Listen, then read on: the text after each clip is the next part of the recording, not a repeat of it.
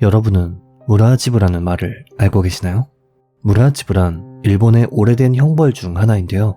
쉽게 설명하자면 마을의 규율을 어긴 사람을 집단적으로 따돌리는 것을 의미합니다.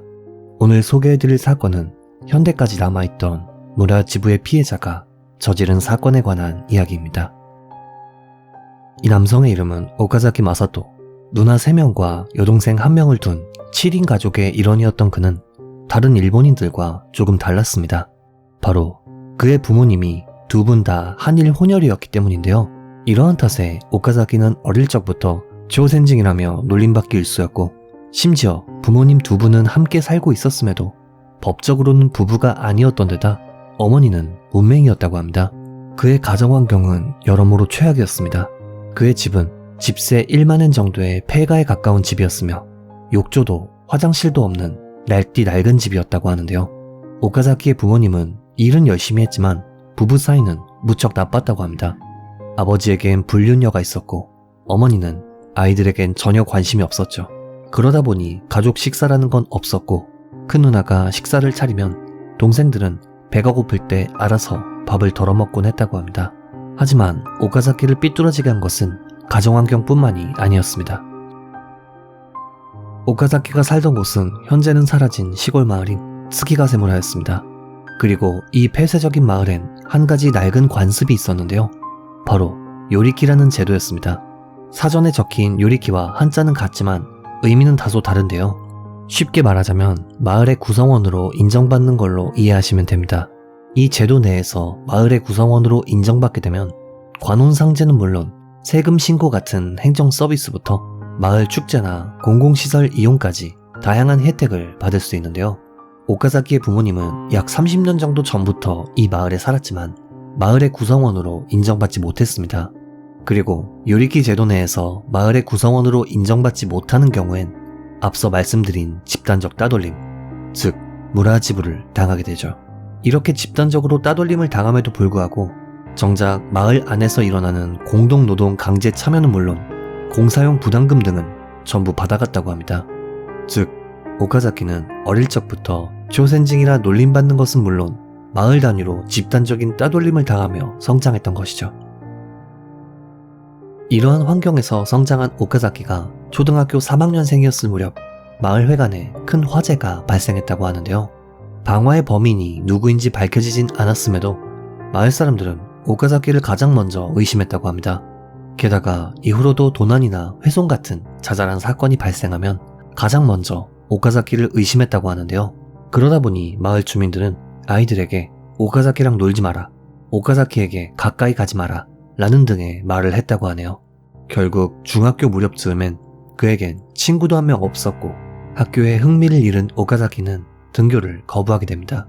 그는 당시 동급생들에게도 난 이 마을이 싫어, 나가면 다시 안 올 거야 라는 말을 남겼었다고 하네요.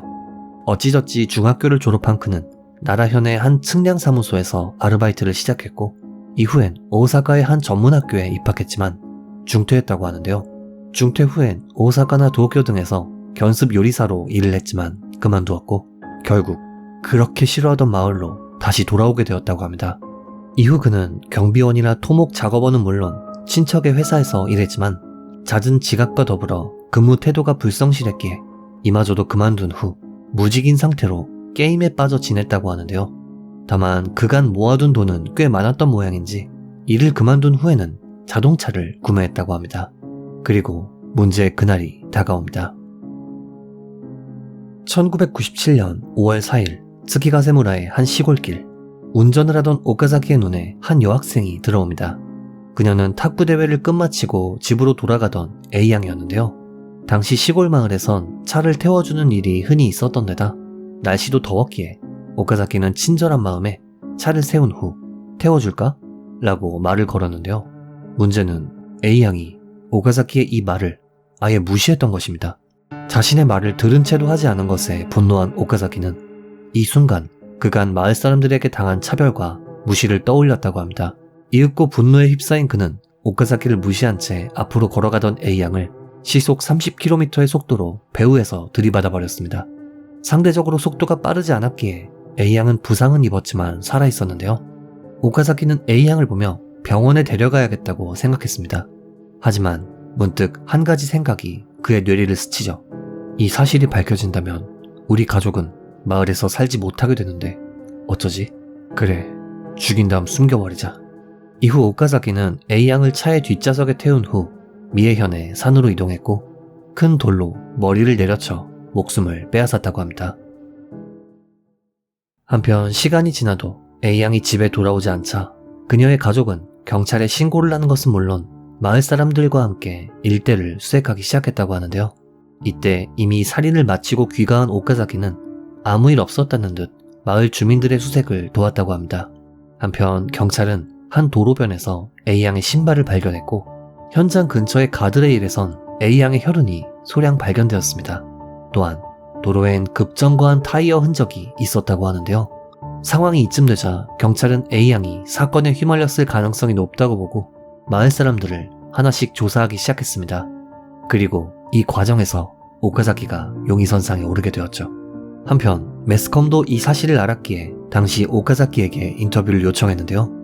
これが自分では分かってるわ、自分は関係ないっていうか、被害者がね、出てきて、それで犯人が捕まりゃええとは思うけど。 이렇듯 매스컴과 인터뷰를 했던 그는 자신이 의심받고 있다는 생각이 들자 사건 발생 1개월 후엔 자신의 차를 중고로 팔아버렸다고 합니다. 이를 놓치지 않은 경찰은 그가 처분한 차를 입수했고 오카자키의 차 내에선 A씨의 DNA가 검출되었죠. 그렇게 오카자키는 A양 살해 혐의로 체포되었습니다. 체포된 오카자키는 처음엔 자신의 혐의를 부인했지만 이내 범행을 인정한 후 실토했고 A양의 시신은 그의 진술대로 미에현의 한 산에서 발견되었습니다. 사건 발생 당시 경찰과 매스컴은 A양의 실종을 성범죄를 위한 납치로 생각했지만 체포된 오카자키의 입에서 나온 진술은 전혀 달랐죠. 그의 범행 동기는 비록 마을과 마을 사람에 대해 원한이 있었음에도 자신은 친절을 베풀기 위해 다가갔지만 피해자에게 마치 없는 사람인 양 취급당한 것에 분노해 저지른 사건이었던 것이죠. 실제로 발견된 A양의 시신에선 성범죄와 관련된 흔적은 전혀 없었다고 하네요. 최초 재판에서 오카자키는 징역 18년을 선고받았지만 검찰은 형이 너무 가볍다며 항소했고 항소심에선 무기징역이 선고되었다고 하네요. 변호 측은 이에 대해 마을의 집단 따돌림을 고려하지 않고 사건의 형벌을 내리는 것은 있을 수 없다며 상고했지만 오카자키는 본인이 직접 이 상고를 철회했고 결국 무기징역이 확정되어 오이타 형무소에 수감되었습니다. 시간이 흐른 2001년 9월 4일 당시 형무소의 교도관은 15분에 한 번씩 순찰을 돌았다고 하는데요. 교도관이 간방을 지나간 직후 오카자키는 러닝셔츠를 창틀에 묶어 스스로 목숨을 끊었습니다. 물론 범인과 범행을 옹호할 여지는 없습니다만 폐쇄적인 마을의 풍습이 자초한 사건은 아닐까 하는 생각도 듭니다. 이번 영상 어떻게 보셨는지요? 피해자의 명복을 빌며 영상을 마칩니다. 규미사였습니다.